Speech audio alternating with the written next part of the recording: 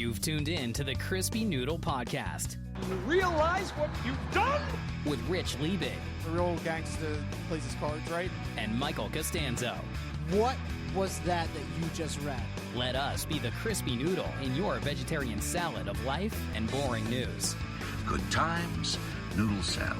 The point is, you now have the ability to be happy. And now, here's Rich and Mike on the Crispy Noodle Podcast.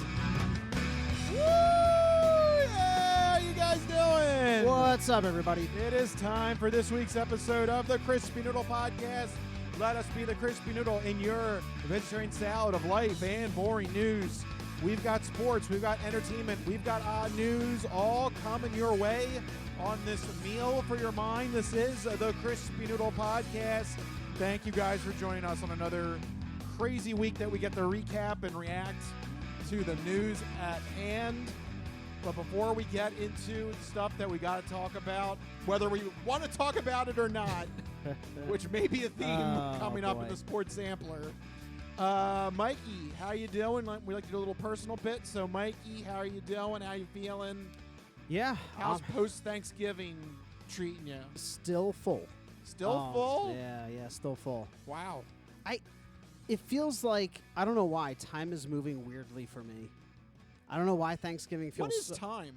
I don't even know. Thanksgiving feel like it went by in a blur, but also somehow was like so long ago, but it was like just this past week, right?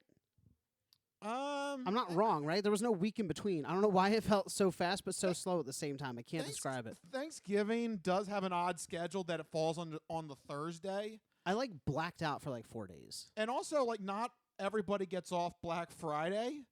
So it's awkward. Like, if you work the week, you get the day off on Thursday, and then you got to go back to work for 1 day on Friday. That is a weird schedule. Yeah, luckily, I did have off for Black Friday. Oh, then you have no excuse. Yeah. It was like a nice long weekend, but it went by so fast. But for some reason, it feels so long ago already. Only a few days here into the week. But yeah, I don't know whether that's because of the food coma I was in for a few days or whether it's just me being busy with house stuff going on. But it's been very, very busy over here. But yeah, just hanging in there, getting ready for the holiday season. Okay. Started listening to the Christmas music and trying to get into the Christmas vibes, watch a few Christmas movies here and there. You've already started Christmas movies. I mean, it's December. It's like fully December now. I guess you're right. It's like if I had said this at the beginning of November, no. Yeah. Bad, don't do that. But December, yeah, dive on in. When do you start Christmas movies? I don't know. December 23rd? Not I don't know. I guess I don't know. I kind of wait closer to Christmas. I don't know. So you've not done any Christmas holiday things yet? I did at the behest of Rachel. Okay. She wanted to get Christmas decorations up, so I did that. Okay, nice. Well, yeah, I mean, it only stays up for like 1 month. You got to get it up early. See, this is something I don't understand. Okay. People are in a rush to get to Christmas. Right. But then I would say like half of those people, when it's like December 26th, they put away Christmas stuff. Really? I don't understand that. To me, I feel like if you're going to do Christmas, it should be like December 15th to like January 10th or something. So I don't know about you, but I feel like no, you're December, Christmas shouldn't be rushed out as fast as you rush it in. I don't like that. The only adjustment to that timeline is I would argue, personally, I like Christmas to start like the weekend after Thanksgiving, like that Thursday. Then by that weekend, that Saturday, Sunday, you can start putting up Christmas stuff, right? So like a pretty fast turnaround. But I agree that the holiday season should extend into January because it's still kind of wintry. You're still kind of coming off the Christmas New high, Year's is a holiday. The New Year's high, right? But not only that, I don't know about you. As a kid, growing up in an Italian household, it was drilled into me that the 12 days of Christmas are actually from December 25th through January 6th, which is the Epiphany, right? Yeah, and it's in Italian culture, it's like when, what was it, Strega Nonna or La Befana, whichever one it is, she would come around and like put all the little toys and little clementines in kids' shoes and stuff like that. Look it up. It's real. Like, I don't understand. Yeah, people... So in my family, it was always January 6th is when you took the decorations to January 6th at the least. right? I like that. Yeah, I like it too. I don't understand the people that put it away the day after Christmas. That's weird to me. So like December 26th, they're like, all right, Yep, sorry, that's it. Christmas is cheer over. and joy are over. Yep, sorry. Back to our dystopian hellscape. Yes. Come on, But they're also the same people that are listening to watching Christmas in July. Yeah, which doesn't make any sense to They want me. Christmas all year round, and then as soon as Christmas is over, they're like, all right, we're done here. Yeah. That Nope. doesn't no. No more evergreens, no more candles, no more lights, no more nothing. Joy and merriment are dead. Well, that's how a Philadelphia sports fan feels. So Oh. we'll get into that in just a little bit. Okay. I couldn't Let's help it. prolong the inevitable. What else have Yeah. you been up to, if not Christmas stuff? All Anything right. good? Yes. I finished Stray. Oh. It was it was one of the free games of the month last I month. feel like you probably enjoyed that one. It was good. Yeah. It was fun, right? It was cute. It was interesting. It was unique. Yeah. I never thought of a whole game based around a cat Yeah. before. That seems right up your alley. You like cats. Yeah. I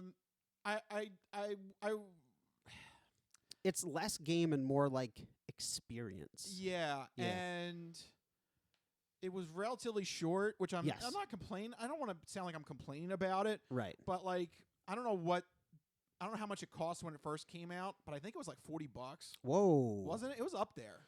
It wasn't a cheap. I got it for free. Well, Because I have yeah, the I one did of too. yeah. But So I don't know. I think when it first came out, it was either 30 or 40. Yikes. And if I'd For paid, $40? if I'd paid that, I would be a little disappointed in the game. But considering that it's now, more available now, you can probably get it at a discount. Or if you're lucky on PlayStation Plus, it's now free. yeah, for I this mean, past month. right now if you buy it at Best Buy, it's $30. Yeah, see, Brand new.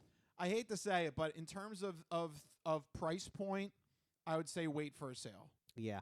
It's one of those games because it is a smaller indie game and it's very niche. Like it's a cat platformer. Yeah, obviously Like- you have to like cats. If you don't like cats, you're not So gonna like it. it's got a very narrow scope. I think it's a great little game. I played it for free, so I didn't have the cost aspect in mind. For $30, that's on the very high end of what you would typically see these experiences go for. Yeah. For example, another game that I like to use that I thought was the absolute perfect price point, I always use as an example for a game I'd be willing to pay more for, Inscription. I think Inscription Yeah. was like $15. I'm like, those prices should be flipped. Like I'd be willing to pay Yes. $30 for Inscription, $15 for Stray. Yeah, I would agree with that. And that's not to knock Stray. Stray is a great game. It's a fine little game, but in terms of value for price, gotta do a little switcheroo. Yeah. You gotta do the calculus in your head. Yeah. It's not about hours played either. Don't get me wrong, because I've played great short games for more, but it's how you value certain aspects of the game. Yeah. Yeah. But ultimately, I did enjoy it. It was a fun little game that I got to. It's cute how the purrs come out of the controller. Yeah, Yeah. that was interesting. A few little cute touches there. Yeah. Yeah. And I like the fact you could rub up on the robots Yeah. like through their Yeah. legs, like you would like cats do with humans. Yeah. Um, How did Yeah. the cats take to seeing the cat in the video game? you know, Did they clock it at all, or were they like, eh? they like had a little bit of like confusion, but then like they went back to sleep. They're like, what's that? Oh, never mind. Yeah, it's not an actual cat. All right, good. They can tell. DEFCON 5. They can tell the difference between 2D and 3D. Yeah. Like, oh, that's just a television cat. It's okay. Yep. Go back to DEFCON 5. False alarm. Meanwhile, Penny can't tell the difference at all. Penny's horrible. Seen Penny bark at her reflection. Yes, Penny. Yeah, my Like, what's that dog doing in the cabinets? Oh my God, my dog Penny. Yeah, for horses, for some reason, anything with a horse. Okay, next time I come over, you got to put on just like Ugh. horse YouTube or something. I don't know. It scares the crap out of her. Oh, it scares her. Yeah. Oh no. She goes crazy. She cannot. I don't know. I don't know if in a previous life she got stomped on by a horse. Jesus. She does not like horses.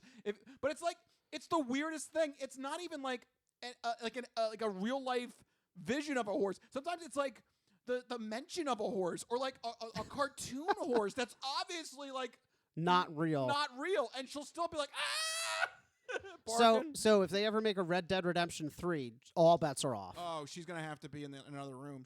I'm gonna have to lock the door. Yeah, I can't. That's so funny to me. I can't. Yeah, you're right. I can't play Red Dead Redemption. Half the game is just horse. Yeah, Penny would have to be in another room. That's wild. Yeah. Poor Penny. In her defense, horses are scary. In real life, they are. I'm just putting that out there. You will never see Mr. Michael on a horse, ever. I'm just saying. Yeah. They're too big. There's no reason animals should be that big, and we treat it like a dog or a cat. Like, oh, it's so cute. This thing's like 9 feet tall. It can donkey kick you into oblivion. Yeah, you get kicked, that's death. Please. Yeah. Have you seen the teeth on those things? Anyway. Oh, not to mention, too, we also have one of your favorite sound clips. Yeah, why is an animal that big with hooves that size make a sound like that? That's a horse. Yeah. That was a It Spanish literally horse. took me like 4 or 5 years of the podcast before you told me that was a horse. I had no idea. I don't know what I thought it was. Yeah, what did you ever think it was? I thought it was just somebody wigging out. No, that was a horse. And I also just love the Spanish commentator. Oh, at the end of the It's a pupita.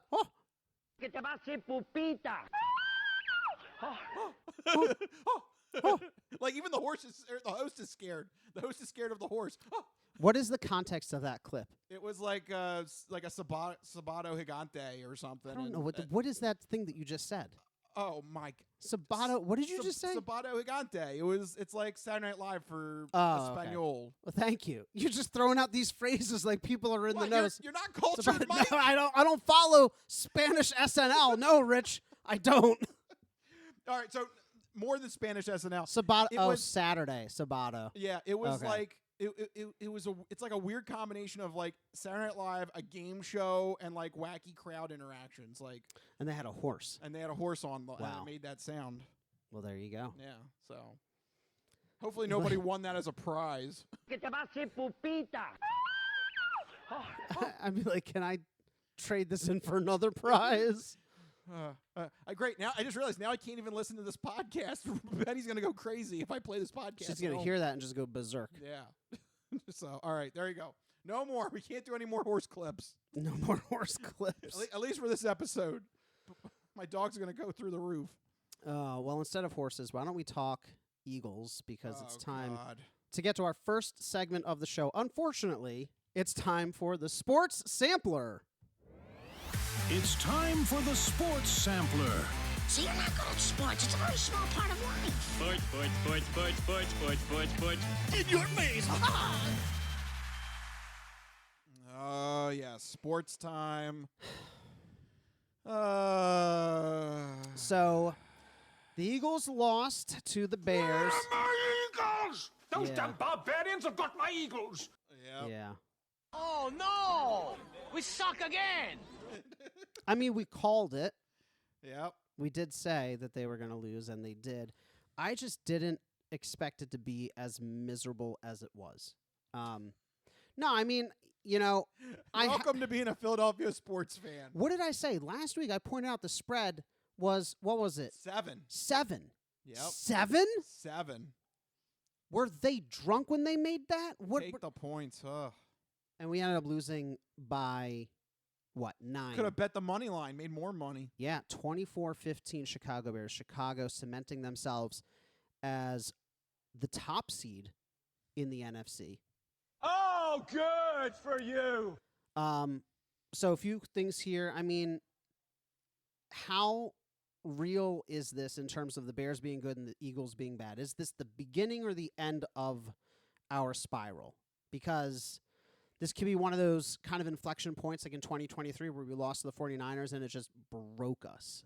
Do you think we're in a similar situation or am I just being dramatic here? I don't think it's going to be quite as devastating as that 49ers loss because, yeah, when they lost that game in 2023, everything I think fell Eagles apart. fans still have like Vietnam-style flashbacks to Yeah. the collapse. That was just horrendous on all fronts. I mean, that was also the birth of Big Dom. We didn't know who Big Dom was until that 49ers loss. That's true, it was. So unless there's another staff member that we get to know on a first-name basis off of the next loss, I don't think it's going to be that bad. The Eagles, luckily enough, really only have to worry about the Cowboys winning 4 of their last 5 games. That's So- a tall task for them. I mean, It's doable. It's doable, actually, because they have some relatively easy opponents, but they do have the Lions coming up, and that is going to be a crucial game for both teams because the Lions are in a free fall right now. Yes, if they are. If they don't correct the ship, they're going to be out of the playoffs if they don't, mind their P's and Q's. So I think there is a chance of hope here where the Eagles can rebound, Cowboys lose, and then it's just try to make it to the end of the season just healthier than possible with the offensive line. The problem really is the offensive line. Yeah. It's just too hurt. It's too banged up. It's not going to be what it was last year.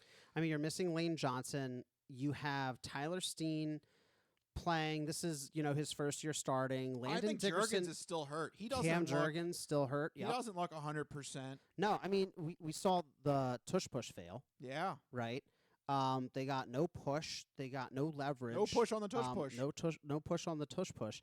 The era of the dominant Eagles offensive line, I think, is Not this season. at least for this season. It's not part of the narrative. It's going to have to be rebuilt with some draft picks coming up next year because I think Lane Johnson's done. Yeah. Unfortunately, I think I mean he can probably come back and probably play fine, but for how many weeks in a row before he gets injured? Yeah. He's been in and out a little bit this season. It doesn't get easier with age.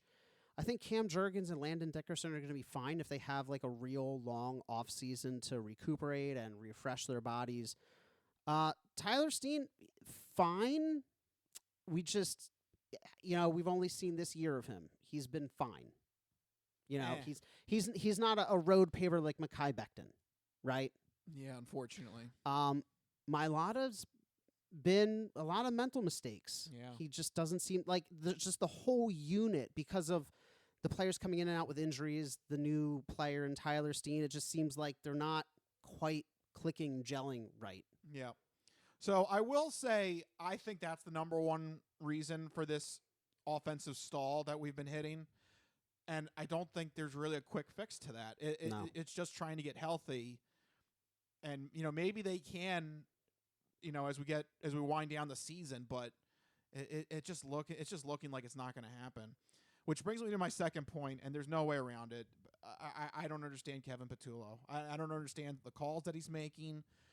I've been listening to a lot of various sports talk and podcasts, and two things strike out to me when reviewing Kevin Patullo. And that one is that there is an art to calling a game, the game plays. Mm-hmm. Yeah. I know everybody wants to be Mr. Analytics and, we have an 80% chance if we do this. But sometimes you do have to kind of step back and see what is the flow of the game. Yeah. And what do you need to do in order to keep the ball on your side of the control time of possession. I feel like there's some elements there that's missing when Patullo is making his calls that doesn't make sense. And then something that I heard brilliantly from Nick Foles I guess he has his own podcast. I saw he's been popping up recently, hasn't he? He was on a podcast and he had a brilliant take. I was like, I don't know how anybody else didn't see this, but Nick Foles pointed out that up until this season, Kevin Patullo was a guy in the box.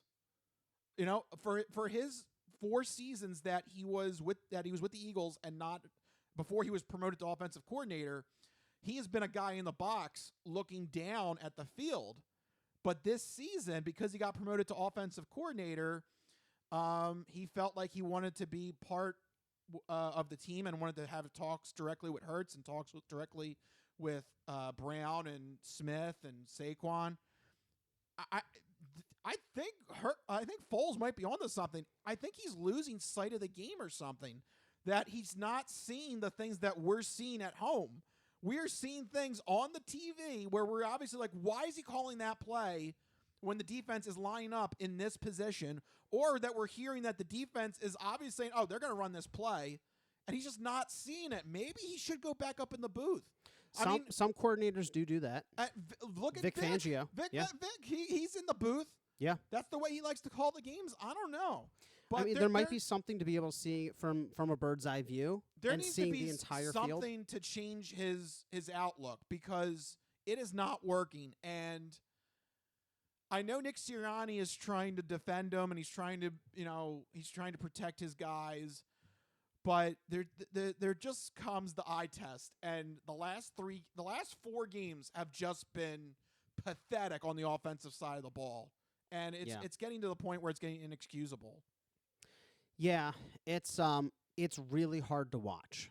I made this point to you before the podcast that we've been through bad Eagles seasons, but and this isn't even a bad season. They're 8-4, but I don't like that argument. I see that online a lot. They're 8-4, guys. They're defending Super Bowl champions. Okay, that's great, but the NFL is a not for long league. What have you done for me lately? And lately, the Eagles have been playing embarrassingly bad, depressingly boring. There's no three fight. Three and out. Yes, there's no fight. There's no tenacity. So here's another thing too. I know some people have been piping on the Eagles defense in that Bears game. Yeah, but you know what? At some point, it breaks. Yes, they've been bailing out the Eagles' offense all year. Anybody that comes up to me and says, "Oh God, can you believe the Eagles' defense in that game against the Bears?" Can you believe the Eagles' offense just kept going 3 and out? I mean, the game previous to this, the Eagles held the ball for 15 minutes? Come on. The first half of Eagles-Bears, it was something like 22 to 8 minutes. Yeah. What is the defense supposed to do? How do you have your defense on the field for 22 minutes and expect them to play at a high level the whole game? They're going to get gassed easily. Yeah. Guy, you run around and hit guys for 22 minutes. There's something to be said too about expectations, and I think you can agree with this. When we first started this season, our biggest concern was the defense. We thought so many moving pieces coming in. Yeah, we thought. I completely was like, oh, the offense is fine. They're set. Even with the new guy, it's the same pieces. Yep, and it seems to me the defense is fine. The only person who changed on offense was Tyler Steen, and the offensive coordinator. That's it. Yep. So I thought as long as they can stay consistent with how they were last year, we'll be fine. Yep. Boy, did not see such a regression like this. And also, I hate to say it, but Nick Sirianni is supposed to be an offensive guy. Yeah. What happened to that? If things are getting so bad, doesn't he step in at some point? My problem with Nick Sirianni, I think it's becoming very clear that this is and I said it back in 2023 when they were losing, I really do believe at the end of the day, it's not a, what was his name back in 23? Brian Johnson. And it's not a Kevin Patullo issue necessarily. It is a Nick Sirianni offense situation. And what I mean by that is that it is very, very conservative. They don't throw over the middle. They don't throw intermediate routes. They don't do a lot of crossers. They rely heavily on the run game, which is great when it's working. However, when it's not, it exposes the fact that your pass game is incredibly simple. I saw some analysis too as I've been watching all the talking heads, and they were talking about coaching the basics. There was one play where it looked like Hurts just completely whiffed on a wide open Devontae Smith, and I think it was Kurt Warner was breaking down exactly what the routes were and where they're not even coaching just the basics about how they're not on the same page about how Devontae Smith is going to break on this option route and where Hurts expects him to break on this option route, because it's essentially a route where he can go either way, either in or out. And Hurts and Devontae Smith are just not on the same page. And it's the same play where Dallas Goedert's streaking down the field apparently wide open, but as Kurt Warner pointed out, that in previous teams that he's worked with and played for, they would teach those routes differently. Dallas Goedert wasn't looking for the ball.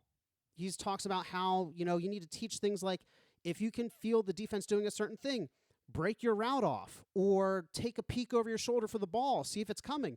But if they're not coaching these things, then the players aren't going to be in positions to make plays when the opportunities present themselves. So it's just like this whole cavalcade of issues, from the conservatism to the lack of coaching the details to the fact that, you need somebody there to challenge Nick Sirianni's view on how to run an offense. The best offensive coordinators he's had were the ones that come from outside the organization and bring in new views. And that's true for anything in life. You need outside views to push your own forward, and he's just not getting that. This is not a Kevin Patullo problem. It's not anybody else's, not a Jalen Hurts problem. It is inherently a Nick Sirianni offensive scheme issue. And I'm not saying it doesn't work because we made it to 2 Super Bowls with this same offense. It's how it's handled by the coaching staff, and it flows from Nick Sirianni. Yep. And there is going to be a little bit of an issue here because if the Eagles do collapse in this season, what do you think the response is going to be? They're going to fire Kevin Patullo and bring in an outside hire. 2 collapses in 3 years. I don't know. But he won a Super Bowl in the middle. He did, but how much? So people online have pointed out Doug Peterson got 3 years after he won the Super Bowl. Yeah. I think that leash is going to get pretty tight. It's going to tighten a little bit. They're going to be like a little bit. They're going to tell him you need to bring in an outside OC. I don't know if they suffer a second collapse in 3 seasons. I think that he won a Super Bowl. Yes, but there's something else going on behind the scenes. That is weird to have monumental collapses like that in Super 2 Bowl seasons. monumental collapse, Super Bowl monumental collapse. Like, I appreciate unless you believe it's just like alternating. Oh, that means we're due for a Super Bowl. So that means 2026 Super Bowl bound. I mean, I won't say no to a 3rd Super Bowl in 4 seasons, but could we have a little bit of consistency maybe in between? You know? I don't think that's how that's going to work. But I don't know. If there's another collapse, I think Nick Sirianni is going to be. I think there's going to be a tight, hot seat for him. I think, nothing's going to happen this offseason. He's going to get next season, certainly. Yeah. And depending on how that goes, we'll see. I think he's safe for at least 1 more season, probably even 2. They'll force him to hire somebody else. They'll get rid of Kevin Patullo in the offseason. Yeah. The calls are too loud from inside and outside the house. There's no way. Oh boy, you really want loud calls. Have you tuned into WIP lately? Oh man, they're like, no. Tanner McKee looks good. Jesus, God, man, they just do they intentionally find these people? Like, are you a Tanner McKee fan? Call WIP now to let your voice. Like, what? What is this, guys? Yeah. Tanner, what do you mean Tanner McKee looks good? When have you seen Tanner McKee? I saw him. Week 2 of the preseason? Shut up. I saw him at Geno's. He looked pretty good. Go back to work. Where are these people calling in from? A Wawa parking lot. Yeah. In Delco. Man, in Delco. He looks good to me. Looks good to me. Where? Where did you see him? I saw him at Nick's Roast Pork. He looks good. He tossed me a dinner roll. It was a tight spiral. Make him starter. It was an intermediate route. I don't see Jalen Hurts doing that. Unbelievable. I was wide open in the middle of the buffet line, and he threw it right to me. If you coached and ran an organization based on WIP callers, we would have traded for Micah Parsons, and we would have traded for what other big guys were out there. We would have traded for like every big free agent. The cap wouldn't exist. We'd be starting some combination of Nick Foles and Tanner McKee. Yeah, Nick Foles would still be on the team. Just switching on and off between them. Nick Foles, he should come back. Saquon Barkley would have 3,000 yards rushing because you just call more run plays, I guess. Just absolute lunacy.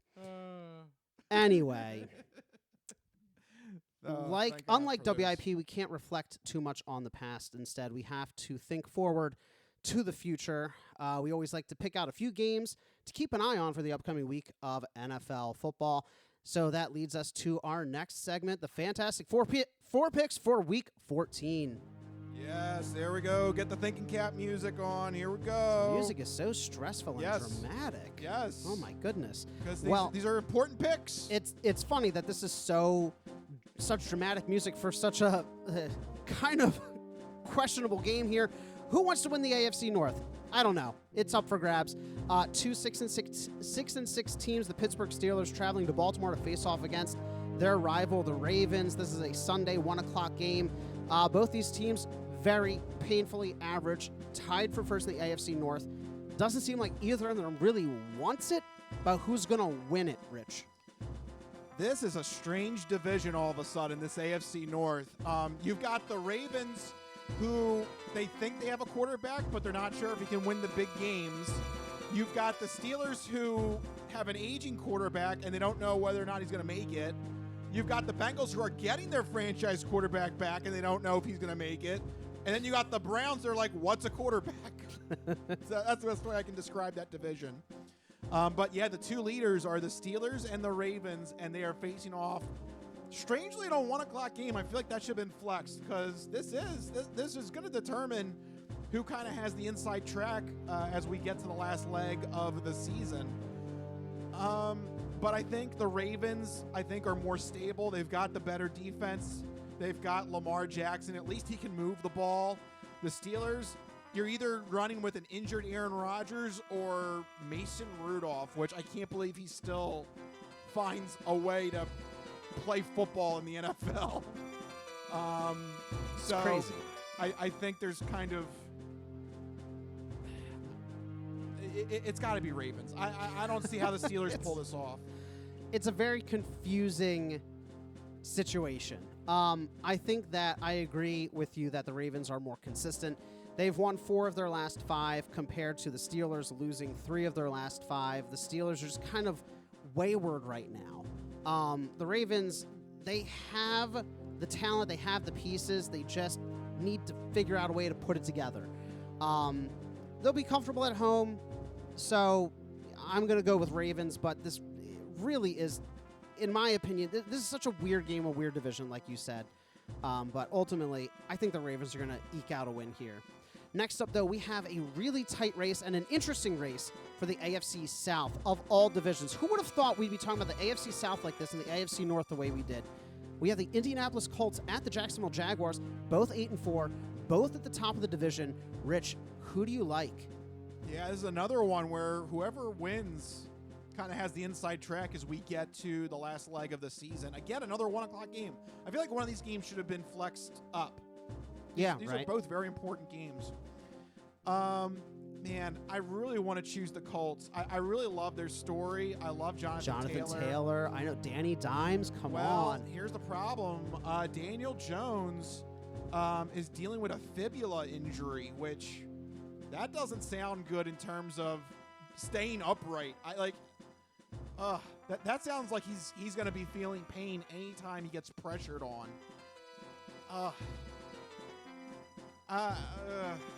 It's tough. I'm still going to go Colts. I really love that offense. I hope it stays electric. Yeah. I mean, if Danny Dimes was closer to 100%, I would be all in on Colts. But it has me a little bit worried that he's dealing with a fibula injury. It's not just the offense, though, and this is why I'm not going to overcomplicate it. 5th in sacks, 4th in defensive interceptions, 7th in turnover differential. This defense is also clicking on that side of the ball. Not to mention 1st in points per game. I mean, the Colts are just a very quietly good team this year. They kind of just came out of nowhere. And I like their story. I like their story. I'm not going to overcomplicate it. I think that they're clicking on both sides of the ball. This should still be a really tight game, really interesting and very important for the division, but I think the Colts can eke out a win here against the Jacksonville Jaguars. Next up, though, again, another tight, interesting race here in the NFC North. It's a rivalry game between the Chicago Bears and the Green Bay Packers. This is a 4:25 game. Rich, who do you like? These division battles are heating up late in the season. What a week of matchups here. Yeah, and this is a weird one because, again, a fight for the division. Bears at 9-3, Packers at 8-3-1, which changes their win percentage a little bit. Yeah, Packers would definitely need this win to jump into first place then. Do you believe, going back to the Eagles game with the Bears, do you believe the Bears are that for real? I don't know. Because it seems like they shouldn't be, right? And here's something else, too. I passed on Caleb Williams on the draft, and it's been haunting me this whole season. All of a sudden, he's having, the best year ever in terms of, a third-string rookie quarterback that I could have potentially – a third-string quarterback on a rookie contract that I could have picked up in fantasy, and I passed on him, and he just seems to be lighting it up. but I don't know. Packers at home, that's tough.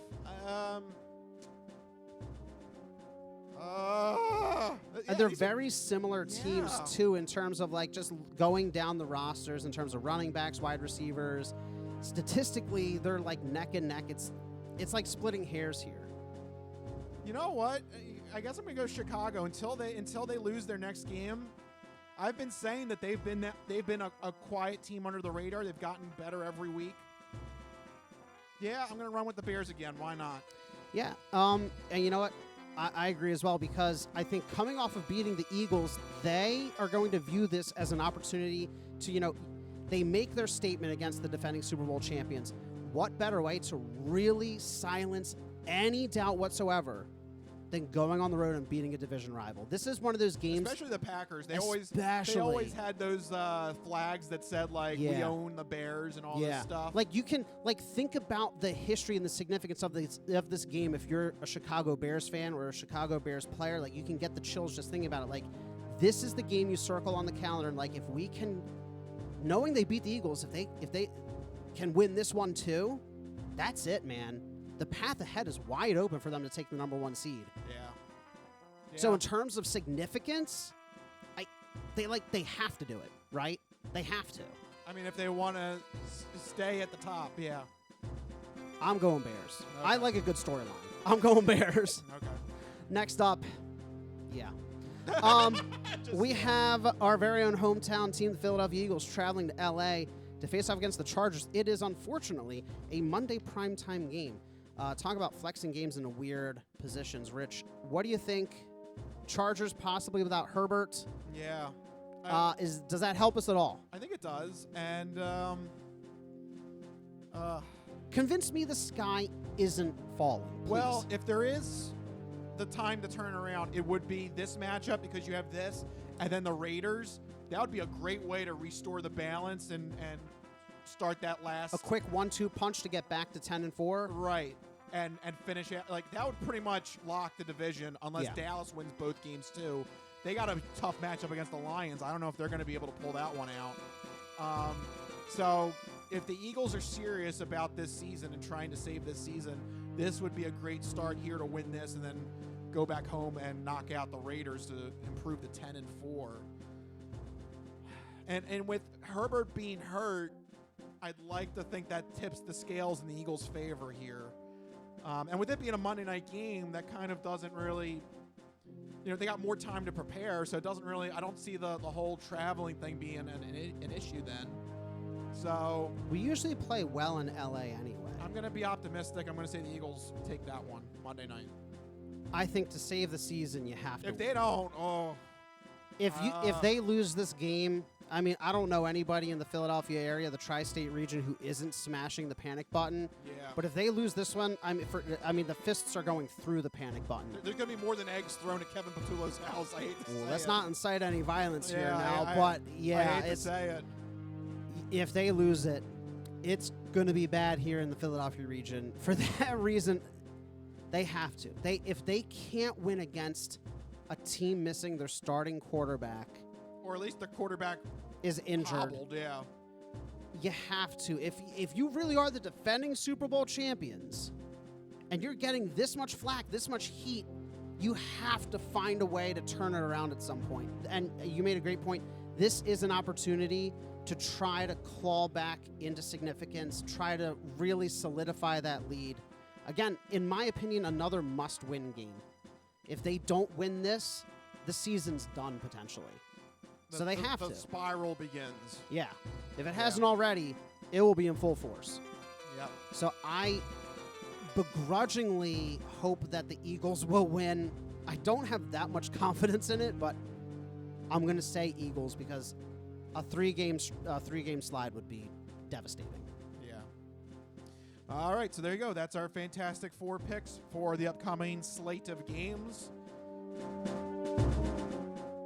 And I didn't realize it was a lot of division matchups. That was it's late in the season. This is what the NFL wants with the way they schedule. Yeah, I mean, I get it. There's some good games. There's some good games coming up. I get it, but A lot of 1 p.m. games, weirdly, in really tight races. Yeah. I mean, I get it. That's why the NFL wants to do it like that. But for the love of God, they need to stop doing. But then they put the Eagles in primetime against Whatever. That you can't predict that. Yeah, but it's a cross conference. But for the love of God, don't do that.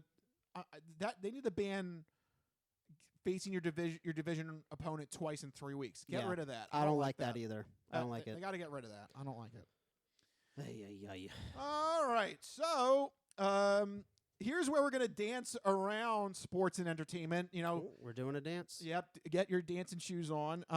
Yeah, because I want to talk a little bit of wrestling, and this wrestling is one of those things where we could either do sports, we could either do entertainment. So, we chose to do it right here in the Sports Sampler. So, talking a little wrestling for you here. You represent what I detest. You're a punk walking in the back door with your hand open, looking for a free lick. Yeah, look, watch out for that free lick.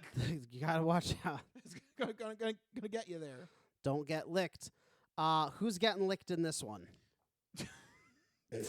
May not want to phrase it like that, but anyway. I know what I said. Yes. Anyway, so this is why it's sports entertainment, as Vince McMahon and The Rock classically said. That's what wrestling is, sports entertainment. So we can either go one of two ways in this, and it does have to do with streaming. If you guys are big streaming cohorts, you may want to pay attention here as well. That is because Warner Brothers Discovery is up for grabs. They are offering to be bought. They're taking offers. They want to see what money they can get in a potential buyout from other streaming services. This could be the death knell for AEW, and I didn't realize it until I kind of started putting together and I started reading who could be potential buyers for this, and get ready. Okay. Yeah. And that is because we mentioned this a couple weeks ago. WWE has been strategically putting their foot and imprint everywhere that they possibly can be, right? Yeah. They've done broadcast. They've done partnerships with TNA. They've been trying to get different broadcasting deals with different networks.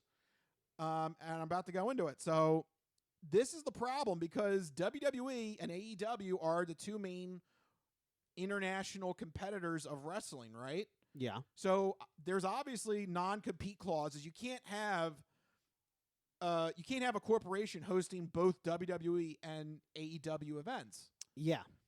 So that would be a little awkward. So so here you go, right? Warner Brothers Discovery is trying to find a buyer. And here are the people that are allegedly in the running. Netflix, that's not good. WWE has Raw on their platform. Right. So can't do that. Peacock can't do that. Peacock hosts a SmackDown on USA Network, and they have Saturday night's main event on NBC. Okay. Paramount Plus is interested, but they also host UFC events, which is owned by TKO. So WWE is basically like a brother to UFC events. Disney Plus are interested, but they are co-owned with ESPN. Right. ESPN now hosts WWE pay-per-view events, or what they're calling premium live events now. Do you see? Do you see? This is no matter where WB goes, AEW kind of dies unless they go to one of a smaller option, which isn't going to happen. It's going to be one of the big ones, right? You would think so, but you see how I'm just constantly shutting a door. Boom, boom, boom, boom. It feels like WWE almost did this on purpose, like they knew that this was coming or something. When we talked about. And I got one more for you. Oh, okay. AMC. Okay. AMC Plus. Guess what? They're getting obscure now. Guess what? TNA Wrestling who has a partnership with WWE, just signed a deal to air in 2026 on AMC and AMC Plus. It's funny, though, because when we talked about WWE's streaming strategy as part of the entertainment segment in previous episodes, we talked about, at least from my perspective, that it was very confusing for fans, to try and collect all these disparate pieces to watch their entertainment, their sports entertainment. But now, when you view it through this lens, it does, as you said, seem intentional, right? To create all these non-compete clauses to further edge out the competition. Kind of hedging their bets. Well, if AEW does get big or bigger, then none of these platforms can carry it. They'd have to go somewhere niche, right? Yeah. The one that I didn't hear you mention is Amazon. Oh, you think Amazon would buy Warner Brothers? Amazon's big. They just bought MGM a few years ago. They got their James Bond all lined up. Why not Warner Brothers Discovery? Yeah. I guess that's the last one. I guess you're right. I guess there's not any WWE programming on Amazon. Another name that I heard, which was kind of an oddball one, Sony Pictures, the TV movie division of Sony, might be interested in WB Discover. I don't know how reliable that is. You have to imagine it's going to one of the bigger streaming service. Sony doesn't have a streaming service per se, right? Right. They might Don't they have something on the PlayStation though? They do. They kind of have something on the PlayStation. They kind of have. I think they have Crackle as well.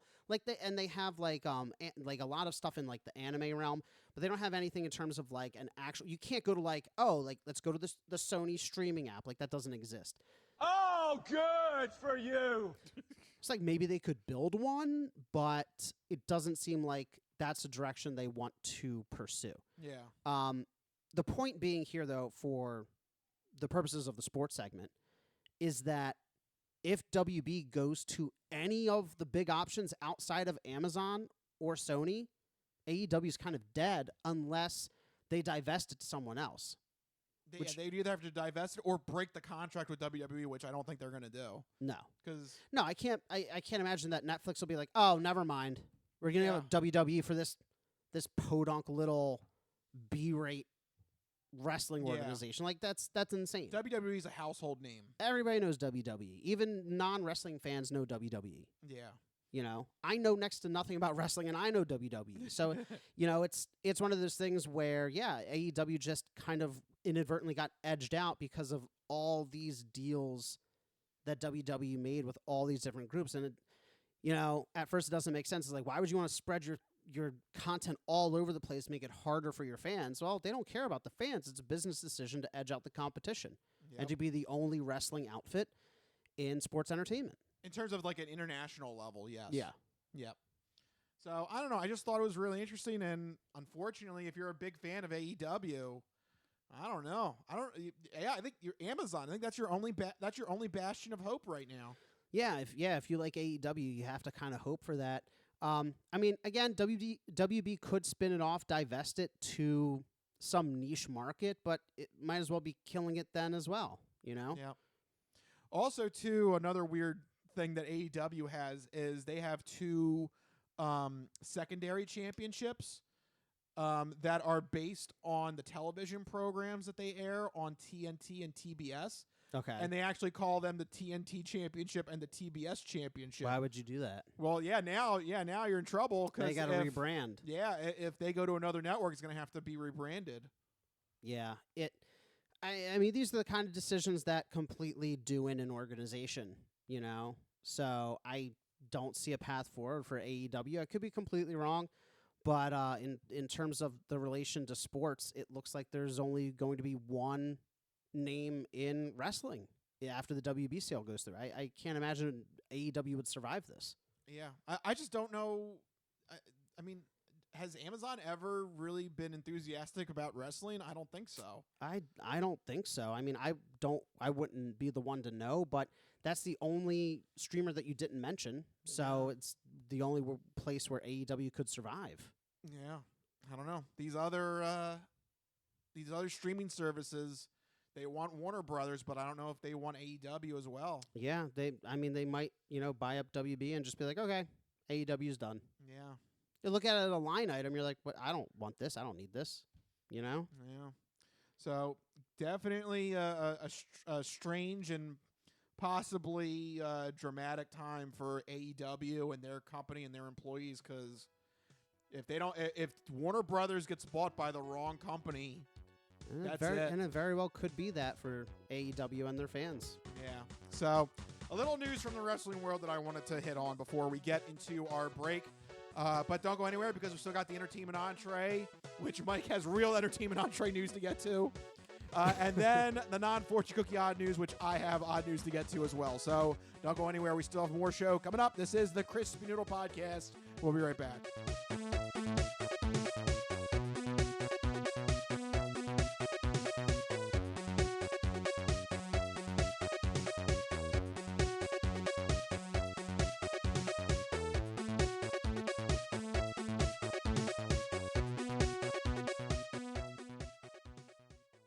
Ready for the weekend? Happy Friday. Hi, my name's Marie, and I'm an artist who's been making Happy Friday doodles every week for over 7 years. And now you can own my art collection in this Volume 1 and Volume 2 art series. These doodles span across multiple themes, yearly festivities, various countries, languages, and more.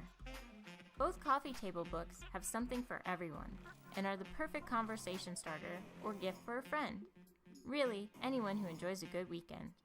Available on Amazon, Ingram, BookBaby, Barnes & Noble, and more. Visit happyfridaydoodles.com/books and get your copies today.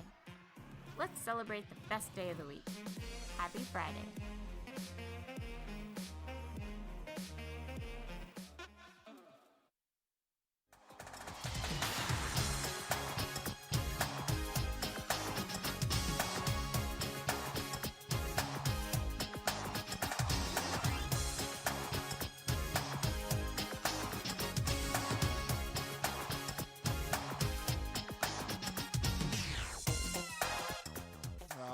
Yeah, we're back here on the Crispy Noodle Podcast. Done the sports sampler with a interesting transition there with wrestling, so that is a perfect way to get from the sports sampler into the second part of our show, which revolves around movies, TV, sports, movies, TV, video games, stuff like that. I'm getting them all mixed up. This is a blending. It's all crazy. Everything went crazy, so here you go. Officially time for the entertainment entree. This is the entertainment entree, featuring news in movies. The Simpson guy writes to movies. Dear Die Hard, you rock. Especially when that guy was on the roof. Music. What is that? I know what that is. That's music. Video games. Do a barrel roll. To barrel roll, press C or R twice. Celebrities. You really know Warren Beatty? Yes, I do. I took a leak next to him once at the Golden Globes. And more. You the all singing, all dancing crap at the world. It's time for the entertainment entree. All right, officially in entertainment entree mode, and we're going to start off with a segment where Mike is going to let you know what you should keep an eye out for this upcoming weekend with new movies, TV, and video game properties in Mike's This Week in Entertainment.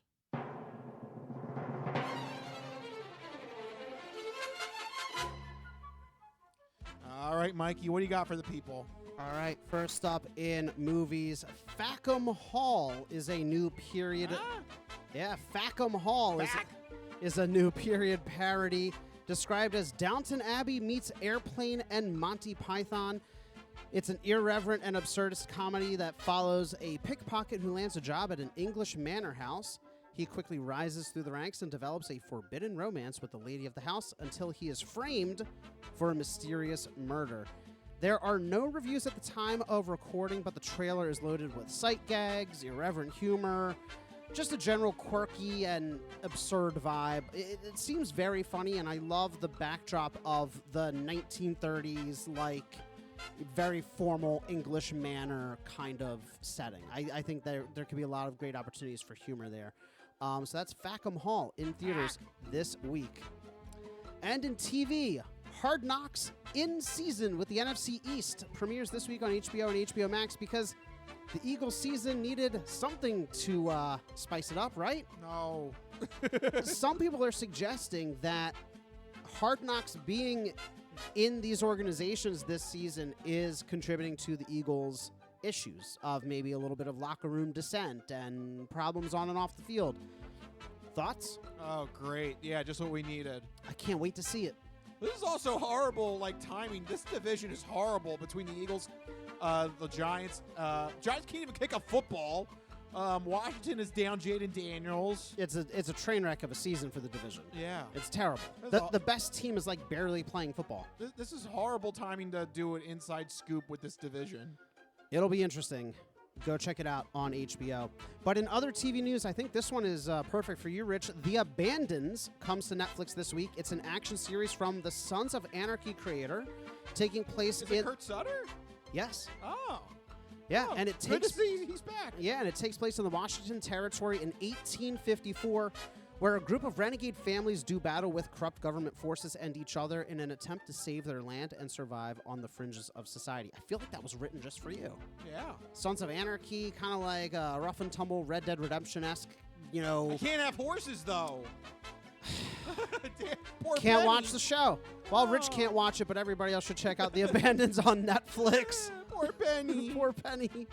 That's what everyone except for Penny is looking forward to this week in entertainment.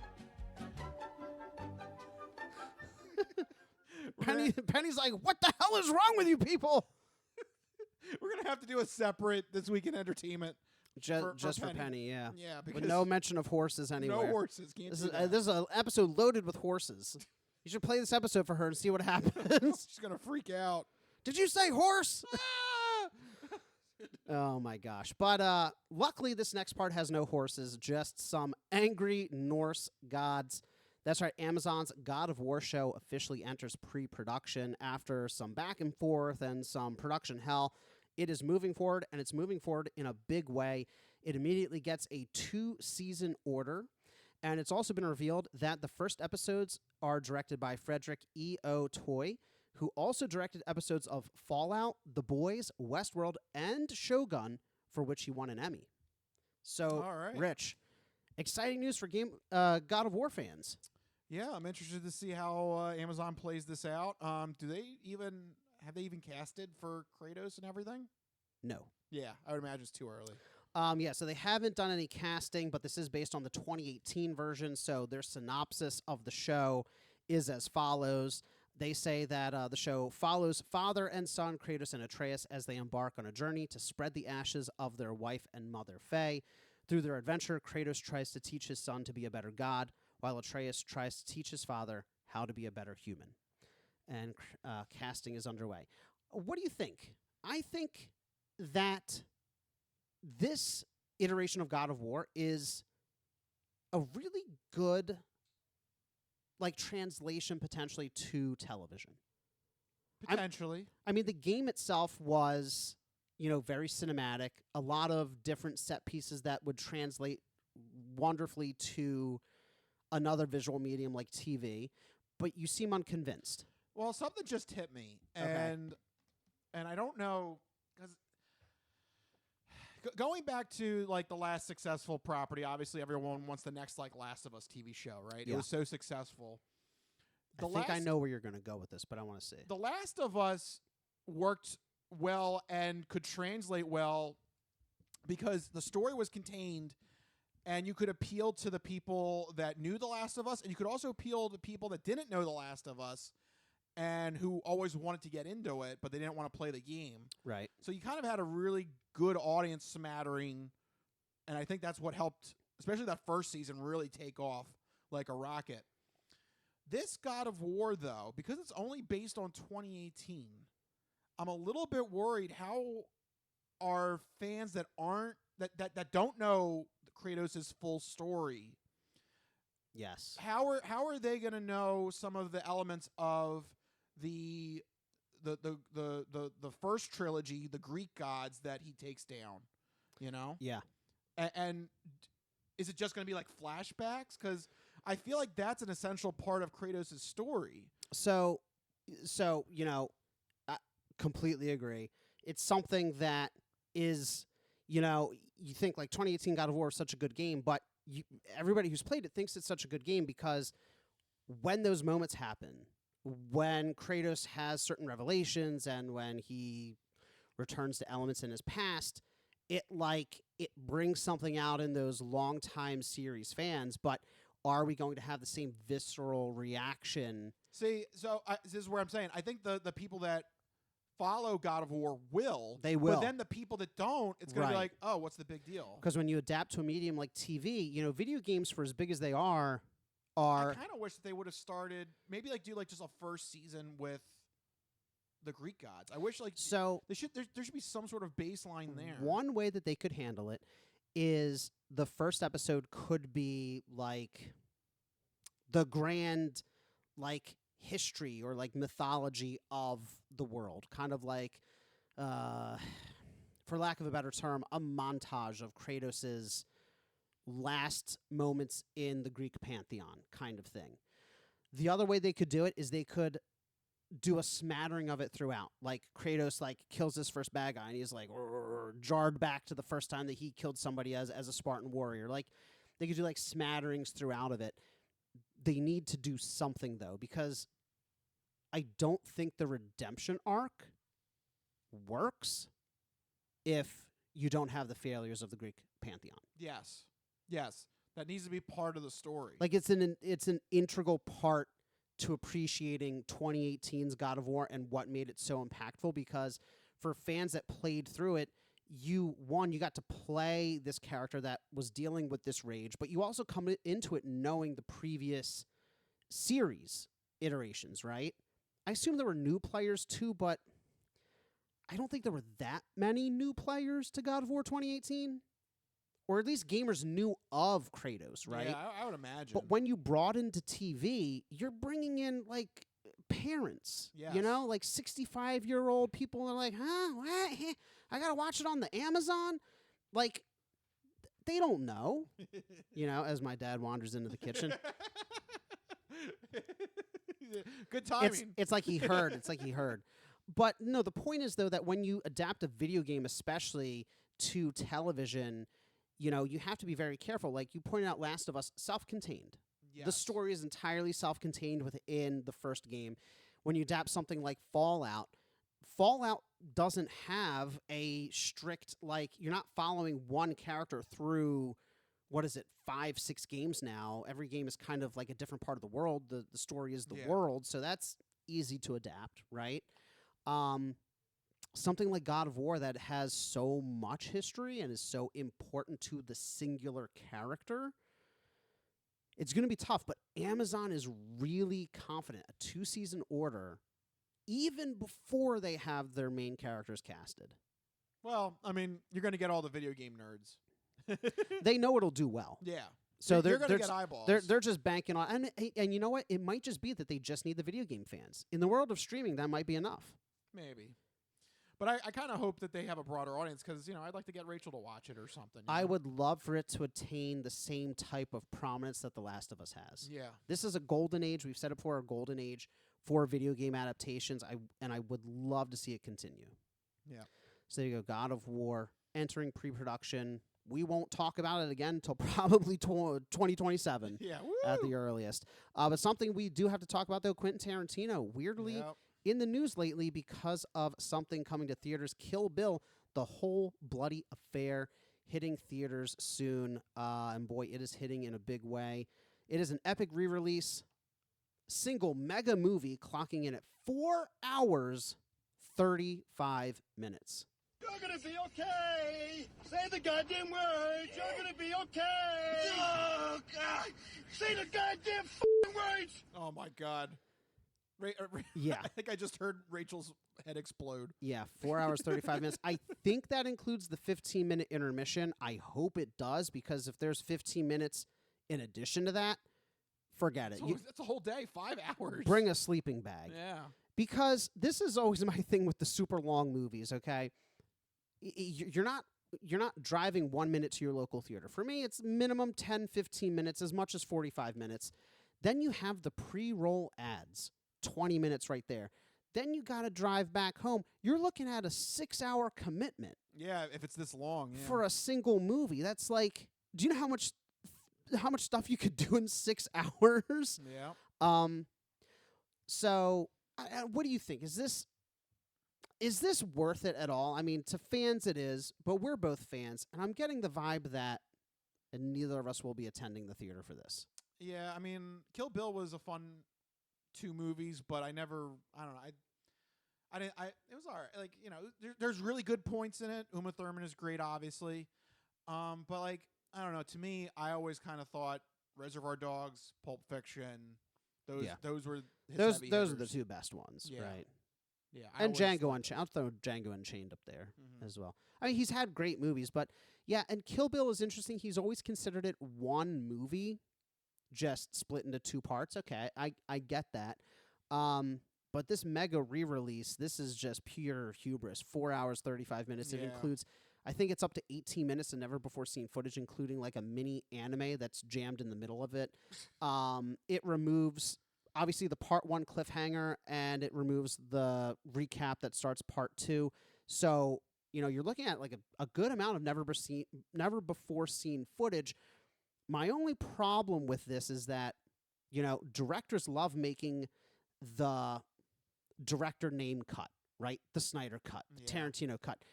The reason why the directors aren't allowed to have their cut in theaters is because it doesn't actually work. Directors are great at what they do, but when you give them carte blanche, you end up with, no offense, you end up with Martin Scorsese doing 5 hours on Netflix. You end up with Quentin Tarantino doing 5 hours of Kill Bill. You end up with not Dan Snyder. Whoa, Dan Snyder, where did he come from? You end up with Zack Snyder. Zack Snyder. You end up with Dan Snyder and Zack Snyder. You end up with all kinds of kooky characters. Dan Snyder had a different movie he had a different cut. With cheerleaders. Yeah, you don't want to watch that cut. Unless you want to get arrested. But you end up with Zack Snyder because shooting up to superstardom for very average movies. Directors should not be allowed to have their cuts. I'm sorry. That, you know, you need the editing staff to really bring it on home. So I don't know.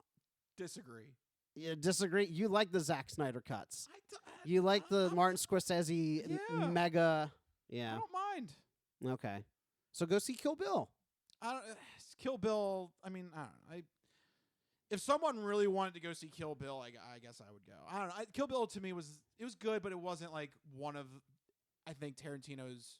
No, there's like at least 3 or 4 movies above it. Right. Yeah. Right. I mean, like Pulp Fiction, Reservoir Dogs 1, 2.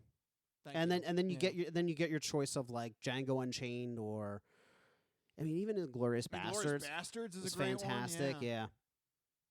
So, and that's pretty much it. And then I really love the Kill Bill movies, so they're very close to. So you really love them, and you're not I really gonna do. go? Yeah. No. I think that says more about you then. No, God's no. I don't want to go watch a 4-hour and 35-minute movie. The only movie I want to watch like that is the Lord of the Rings extended cut. You know, wait a minute. Return of the King. Wait a minute. Let's go. I got it on Blu-ray. Let's go. Let's go. No.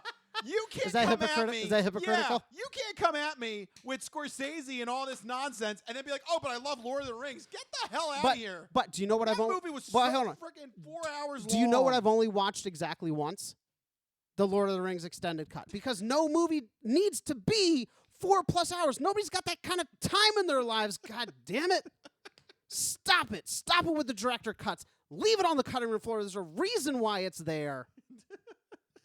But no, really. Have you ever watched deleted scenes and you're like, yes, that absolutely should have been deleted? Oh, yeah. That's what director's cuts scream to me. It's them taking these scenes out of the trash, plugging them back into the film and being like, yeah, that was perfect the first time. All right. Anyway. Oh, we disagree on director's cuts. Yeah, I love some director's cuts. And some. You wouldn't have gotten Citizen Kane. He had final cut on Citizen Kane. I mean, once you know the plot twist. No, I'm kidding. I haven't seen it in a long time. I should rewatch it. But speaking of good movies, bad movies, Tarantino also shared his list of top 20 films of the 21st century. I don't know why he's in the news so much. He's doing a lot of listing because a month ago he had a theory that he said everyone has 7 perfect movies. What does that even mean? I know. So he's done 9. So did 2 of them just outright suck? Once Upon a Time in Hollywood. Yeah, I'm not wrong. He has like different things. He says that every director has 10 films in them, but then he says every movie goer has 7 films that they would declare as perfect. So I don't know, interesting. So he has that list. Now he has this list. What is this one? Now he has top 20 films. This is just the the top 20. He's just making lists. He's just making lists. I think he's just looking for reasons to stay relevant. But this list is crazy, if you ask me. So right off the bat, number 1, Black Hawk Down. You ever see it? Yeah. So this is the actual ranking. This is number 1. This is his top movie of the 21st century. So from like 2000 until now. No, I mean not one. No. But then he follows up with Toy Story 3. No. What is this 180? No. He's like gritty, like war in Somalia, death. Flag on the play. This is stupid. Toy Story 3 is a monumental film and a masterpiece. Black Hawk Down is a very good war movie, but there is a difference. Yes. So wait, which one do you think there's a difference? Which one do you think deserves to be there, and which one do you think doesn't deserve? Neither. For 1 and 2 of the entire last 25 years. I will say they are both ranked incredibly high. This is ridiculous. I think Toy Story 3 deserves to be on the list somewhere, just not number 2. Lost in Translation, number 3. Number 4, Dunkirk. I thought Dunkirk had some pacing problems. Yeah. And also, if you're going to do a Christopher Nolan film, he loves just those wide shots in Dunkirk. He just loves those World War. If you're gonna do a Christopher Nolan movie, that's what he wants. If you're gonna do a Christopher Nolan movie, there's only one that deserves to be on this list, maybe 2. It's Inception and The Dark Knight, right? Yeah. Yep. I love Inception. Dunkirk had pacing problems for me. Christopher Nolan's obsessed with time. It was like the one movie that didn't need time. Just tell a war story.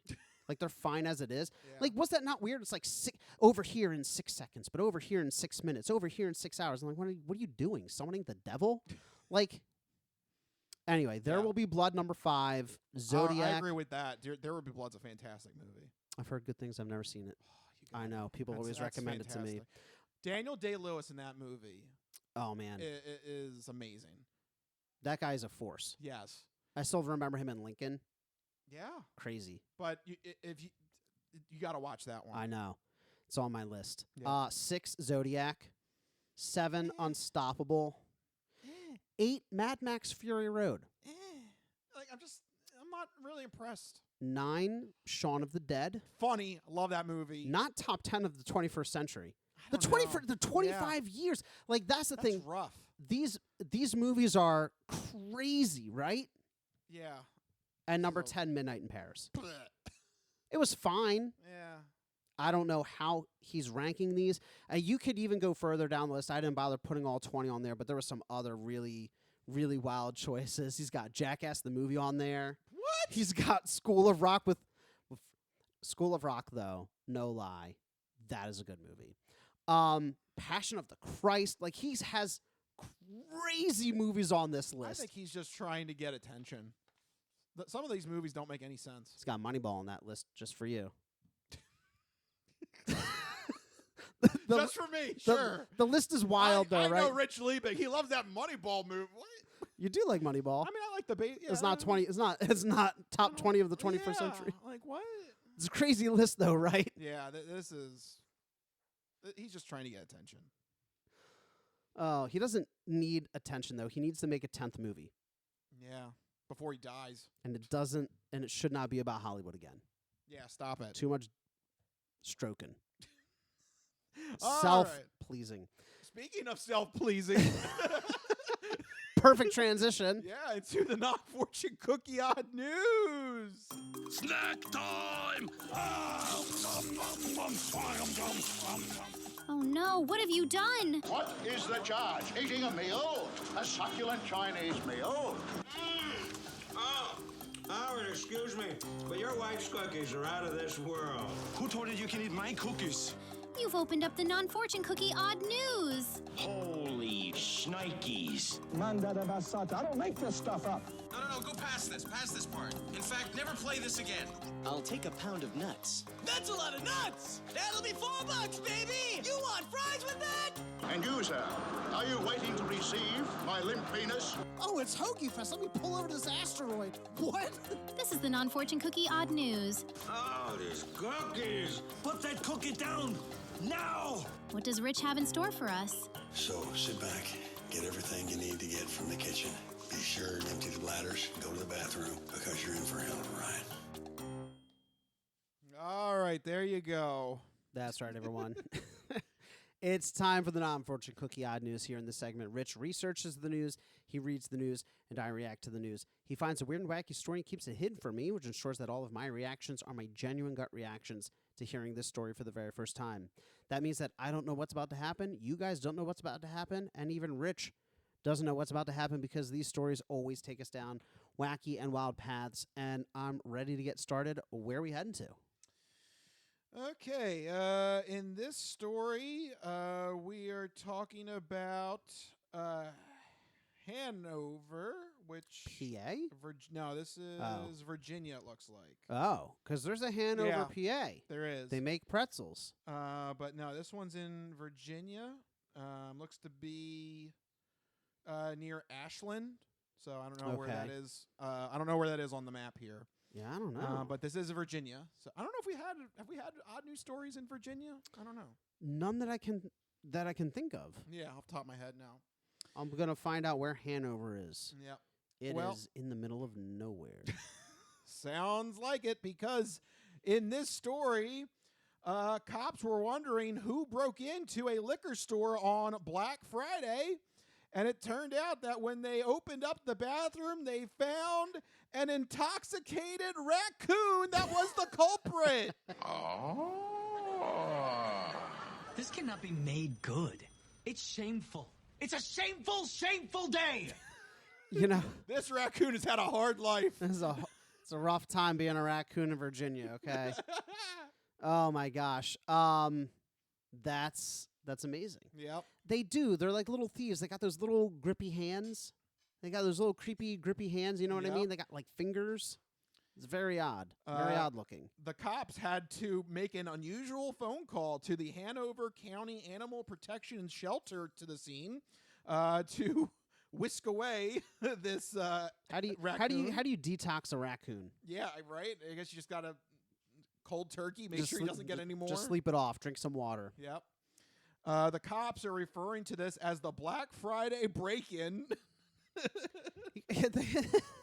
Nothing much happens in this town. They named it. They gave it an official name. It's like an event in the history of the town. Yes. This cannot be made good. It's shameful. It's a shameful, shameful day. Just like 150 years from now, some old grandpa. Ah, yes, I remember the great Black Friday break-in. It was a raccoon that got into liquor. That really does sound like an old-timey story. It does, doesn't it? I remember when the raccoon broke into the liquor store. I remember it was 2025 when the raccoons broke into the liquor store, drank all the liquor in Hanover. Christmas season wasn't the same that year. Like, what is this weird old-timey... Oh, the prices went up. We could hardly afford Johnny Walker. By the way, if this helps paint a picture, Hanover is an unincorporated community. The population is 52. Look, this is a big deal then. This is half their This supply. raccoon was like 1/50th of their population. This cannot be made good. It's shameful. It's a shameful, shameful day. The Great Black Friday Break-In. Yes. Yeah, and it's just funny because, yeah, he's just passed out right on the bathroom floor, like spread out, just like, this raccoon is just like arms out. Just flat. I've had enough of life. The raccoon, it didn't know its limits. That's the problem. You got to know your limits. Yeah. I'm going by. There's actually they did have a still. I didn't know this. I guess I when I researched the story, I didn't have the image when it loaded up, but now I do. It broke through 1, 2, 3, 4, 5, 7 boxes and then spilled like all these minis out across the floor. So this little guy did some damage. It's all over the place. Wow. Yeah, he did a lot.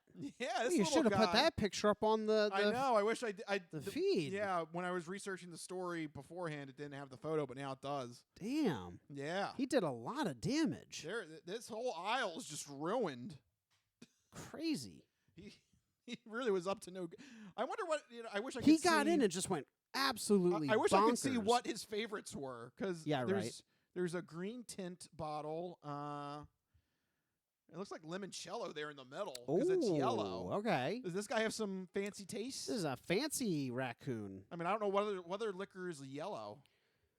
I don't know. How yellow is it? Like a It's yellow. It's pretty yellow. Oh, that's a vibrant yellow. Yeah, I think that's limoncello. Yeah, I don't know what else is. Don't be breaking the limoncello.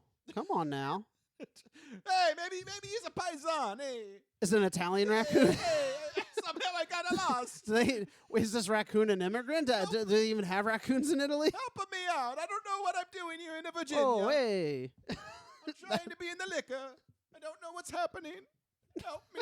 I miss my papa. I miss my papa. My papa, he sent me from the old country to make a new life. The only thing I have is the limoncello. I miss my limoncello. Oh, my God. Where else is this raccoon from? An Italian raccoon in Hanover, Virginia.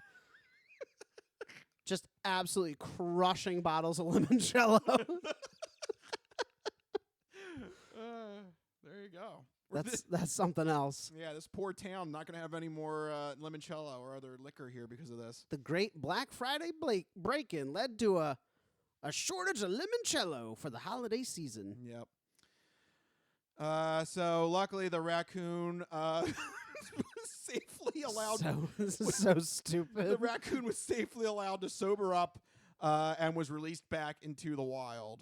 So amazing. The little raccoon guy will be But fine. now he's got a taste for hard liquor. Yeah, does he come back? He's got a problem What now. happens? What happens if he's addicted to it? The raccoon's developing a drinking problem. Mr. Raccuno. Raccuno, right? Because he's Italian. we Raccuno. Hey, what's the matter? I just need a little bit of taking the edge off. This is an intervention, Mr. Raccuno. Oh, hey, I don't have a problem. Yes, you what do. What are you talking about? I just like a little bit here and there. What are you talking about? I don't got no problems. You've broken into multiple liquor stores. That's nothing. Just a little bit of limoncello. Come on, just a little bit. We can't have this. You're driving up the prices before the holidays. Mamma mia, are you kidding me? You're going to cut me off now right before the holidays? How are you going to do this? We think you need the detox. I don't get detox. What are you talking about? What is this intervention we're having for Raccuno? Why am I playing Raccuno? You jumped on it. I just let jumped you run into with it. Yeah. Crazy. Mr. Raccuno. Poor Mr. Raccuno. The Italian raccoon from Hanover, Virginia, with a drinking problem. Say it with me. Here we go. Jiggity ching. Ching. It's Mr. Raccoon, the raccoon. Jiggity ching. The Italian Christmas raccoon. We got a hit on our hands there. Yeah.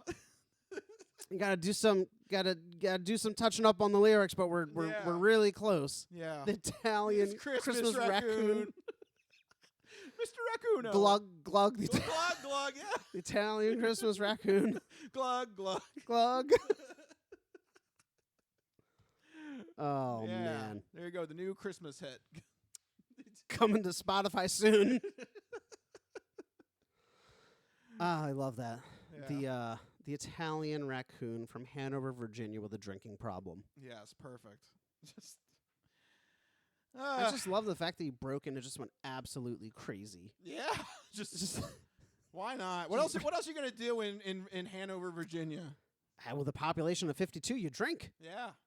And although you make headlines. Although I do have to say, Rich, I am astounded by some of the notable people from Hanover.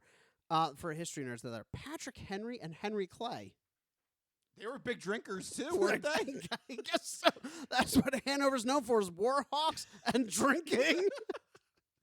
Is Mr. Raccuno a descendant of Henry Clay? And maybe? I don't know.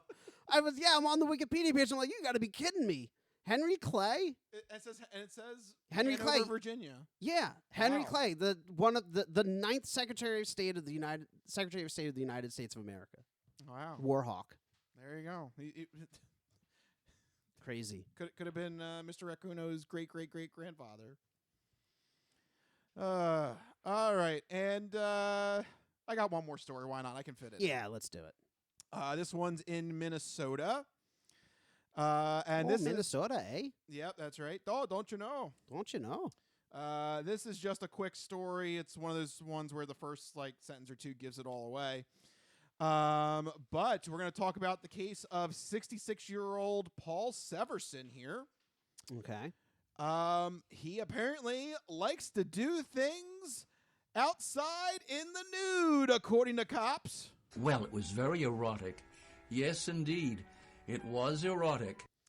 Yeah. Why has it got to be phrased so oddly? He likes to do things. Something just came over me, and I took my clothes off. Well, things went over the line, and cops had to be called when he decided to do some front yard work in the nude, including, oh boy, watch out for this, chainsawing a tree in his front yard. Oh, good for you. Oh, in no. the nude? Oh, no. That is one thing I think. That sounds very dangerous. That's one thing you definitely shouldn't do with. You don't want to get the wood mixed up. Yes.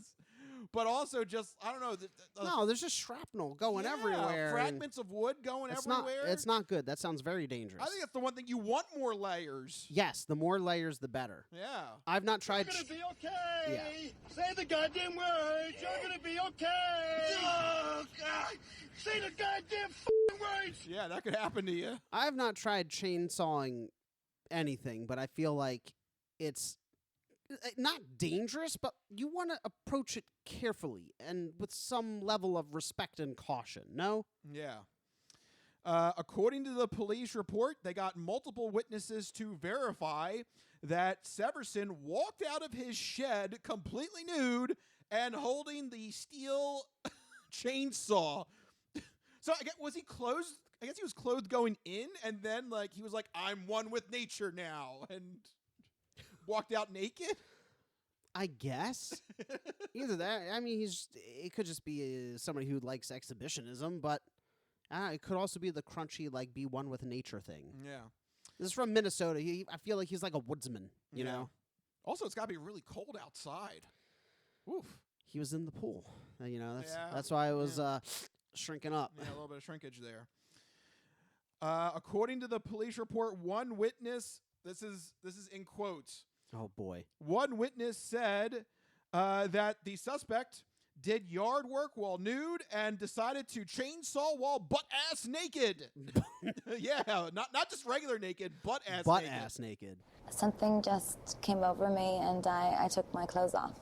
Yep. When being naked isn't enough, you got to get butt-ass naked. Butt-ass naked. Yeah, that's full-blown. You're at a whole nother level. That's an official quote. That's the official quote. Yes, that's in the police report. Love it. Yep.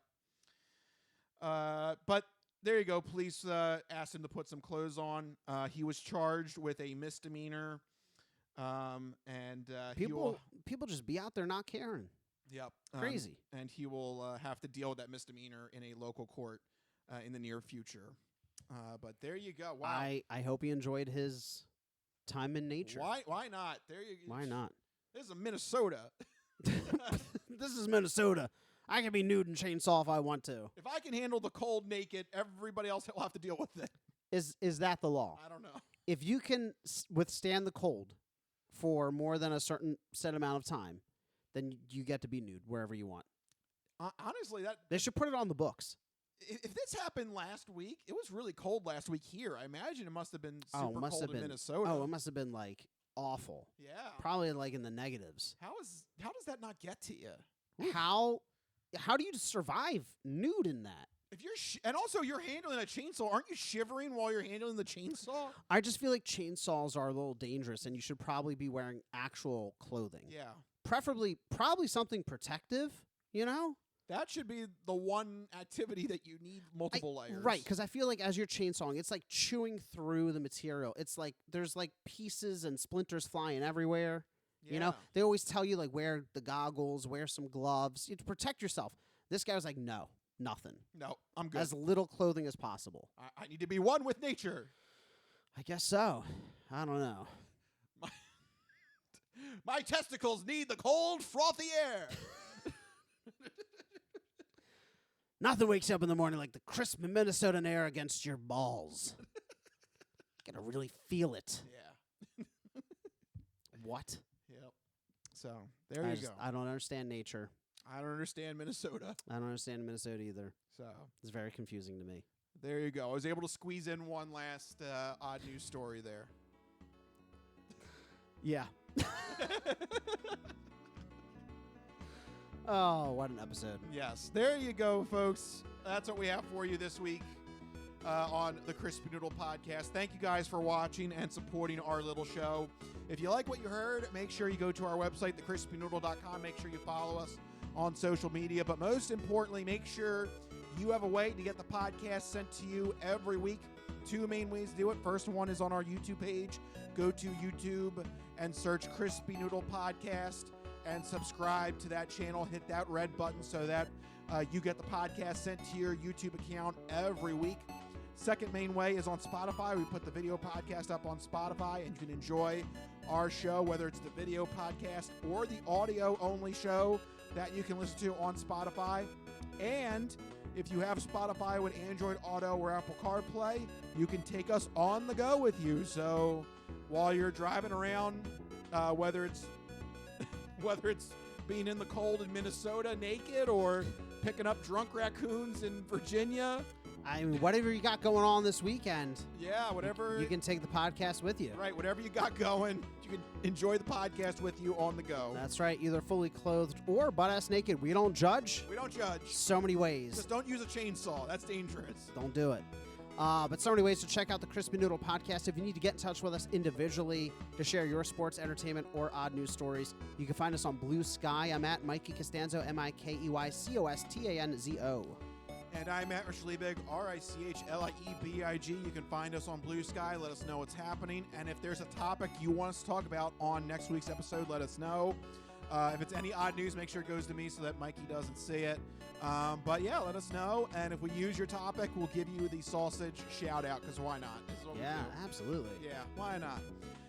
But for right now, we're going to wrap this up. This has been the Crispy Noodle Podcast. Let us be the Crispy Noodle in your vegetarian salad of life and boring news. Whew. All right. I think that's going to do it. We did it. All right.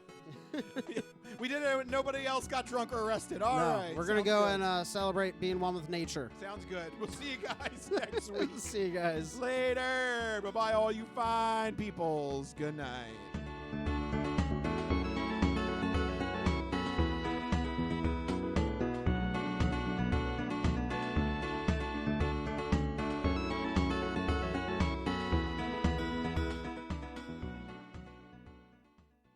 Some of us have great stories, pretty stories that take place at lakes with boats and friends and noodle salad. A lot of people, that's their story. Good times, noodle salad.